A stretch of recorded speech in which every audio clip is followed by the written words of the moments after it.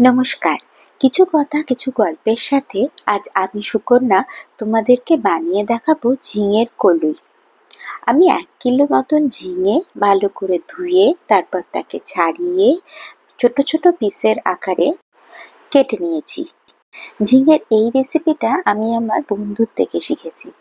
কড়াইতে তেল গরম হতে দিয়েছি, তারপরে ওর মধ্যে আমি একটু কালো জিরে ফোড়ন দিয়ে ঝিঙেটা ছেড়ে দিয়েছি। তারপর ঝিঙের উপরে আমি নুন আর হলুদ দিয়ে ভালো করে নেড়ে চেড়ে এটাকে কিছুক্ষণ ঢাকা দিয়ে রেখে দেবো, যাতে ঝিঙে থেকে জলটা বেরিয়ে যায়। ওদিকে আমি মশলা বানিয়ে নিয়েছি। সর্ষে, পোস্ত আর কাঁচা লঙ্কা একসাথে বেটে রেখে দিয়েছি।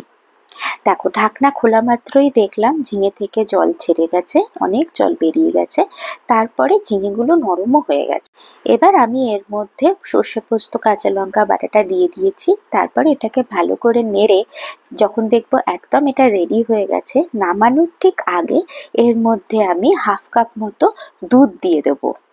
তারপরে পরিমাণ মতো নুন আর মিষ্টি দিয়ে ব্যাস এটাকে নামিয়ে নিলেই রেডি আমাদের ঝিঙের কলুই।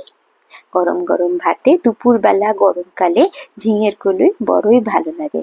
তোমাদের কেমন লাগলো জানাবে কিন্তু।